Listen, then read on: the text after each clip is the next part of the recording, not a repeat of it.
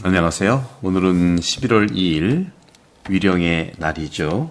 죽은 모든 이를 기억하는 위령의 날입니다. 저는 어제 말씀드린 것처럼 오늘 복음도 어제 모든 성인 대축일과 같은 천미사가 마태복음 행복선언인데, 오늘은 5장 4절에 행복하여라, 슬퍼하는 사람들 그들은 위로를 받을 것이다 하는 이 말씀을 나누겠습니다. 슬퍼하는 것이 과연 좋은 걸까요?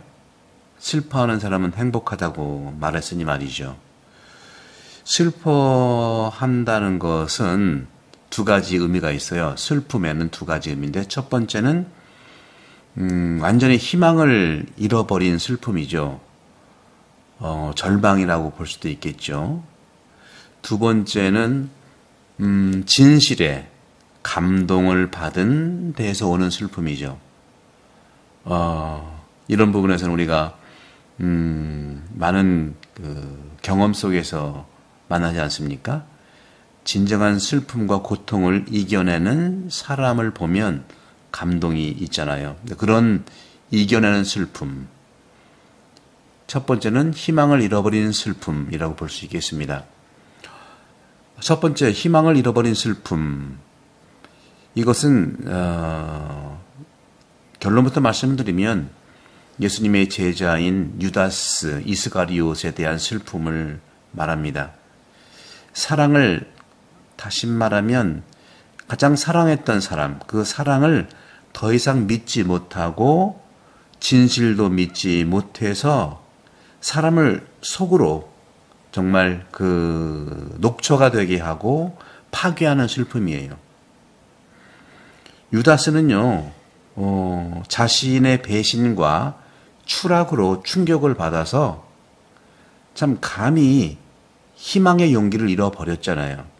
결국 그 슬픔의 극단인 실망 끝에 목을 메어 자살했다는 복음의 기록이 있는 것이죠. 이처럼 희망을 잃어버린 슬픔은 성경에서 유다스와 깊은 관련이 있습니다. 우리는 어떻습니까? 희망을 잃어버린 슬픔이 어떤 종류가 여러분 인생에서 발견할 수 있을까요? 하지만 유다스 같은 경우에 그를 우리가 판단할 수가 없어요. 배반했기 때문에 지옥에 갔다 이렇게 말할 수가 없습니다. 그럼에도 불구하고 그리스도인들은 끝이 없는 희망의 삶을 살아가도록 초대받은 당신들입니다. 두 번째 슬픔, 즉 진실의 감동을 받아 그곳으로부터 오는 슬픔이죠. 대표적인 예수님의 제자 중에는, 모든 제자가 그렇기도 하지만 대표적으로 베드로입니다. 참으로 인간을 참회로 이끌고 정말 자신의 부정, 자신의 악, 거기에 맞서게 하는 것이 이 두 번째 슬픔이에요. 이 두 번째 슬픔은요, 인간을 치유합니다. 여러분들이 이러한 진실과 또 이 진리의 감동을 받아서 오는 슬픔이 있을 수 있어요. 누구든지 있습니다. 그 슬픔은 나를 치유합니다. 기도할 때 눈물이 난다.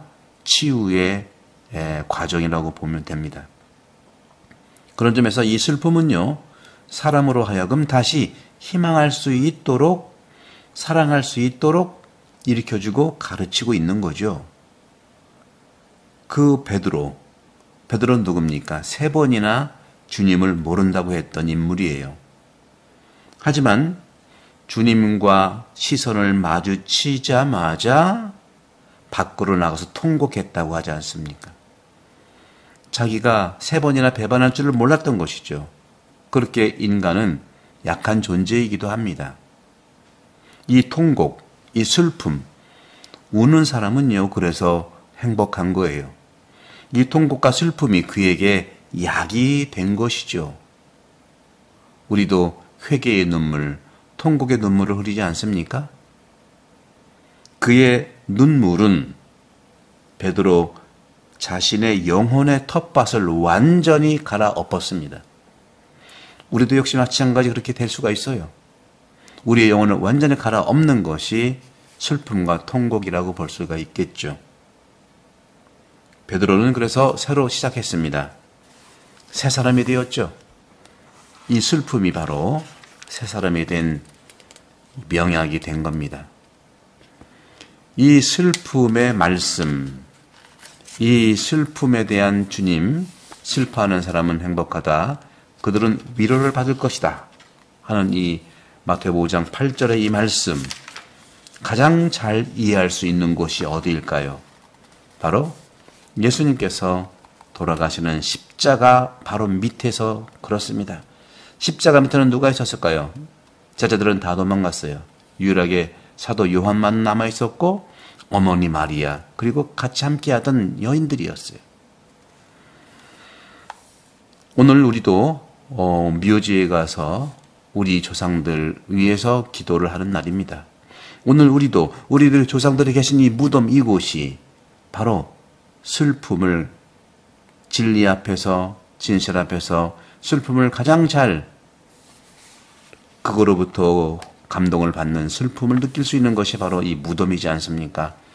무덤은 우리 조상들의 슬픔과 고통의 현장이고 그렇지만 희망을 가진 분들의 공간입니다. 그래서 거룩한 곳이죠. 그래서 교회는 유령의 달 그리고 유령의 날에 세대의 미사를 할 수 있도록 초대하는 것이죠.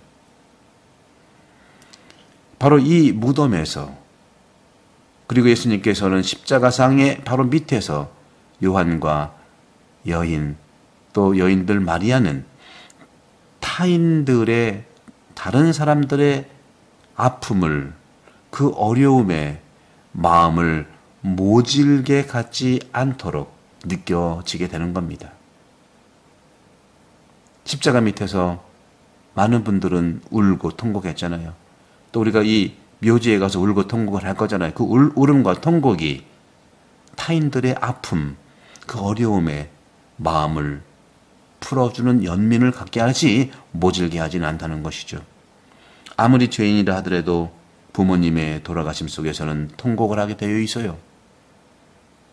자기 영혼을 악에게 열어지지 않겠다고 악의 권세에 눌린 채 교통을 이겨내겠다고 하는 사람들, 그래서 진리이신 하느님이 옳다고 증언하는 사람들이 바로 무덤에서 회개하는 것이고 십자가 밑에서 울고 있는 사람들 아니겠습니까? 바로 그런 모든 진리이신 하느님이 옳다고 증언하는 사람들은 세상에 창문을 열어주는 그 빛을 들어오게 하는 회개의 사람들입니다. 슬픔과 고통의 회개를 하는 사람들이죠. 예수님께서 말씀하신 이 슬픔은 그런 점에서 결코 부정과 악습과 부정과 불의와 악에 타협하지 않고 있다는 것을 의미하는 것입니다. 사랑하는 자매 여러분, 오늘 주님께서 말씀하신 행복하여라 슬퍼하는 사람들 그들은 위로를 받을 것이다. 우리에게는 어떻습니까? 첫 번째 슬픔 말씀드린 대로 희망을 잃어버린 슬픔 속에만 남아있는 거예요. 안 그러면 베드로처럼 진실의 감동을 받은 그곳에서 오는 슬픔을 간직하고 있는 거예요. 슬픔도 질감이 다르지 않습니까? 어떻다 하더라도 우리 모든 슬픔은 우리를 앞으로 나가고 악을 이겨낼 수 있고 불의를 이겨낼 수 있고 부정을 이겨낼 수 있는 하느님의 축복이라고 주님께서는 말씀하십니다. 성부와 성자와 성령께서는 여러분으로 강복합니다. 묘지에서 모두 우리 성인의 통공으로 기도합시다. 감사합니다.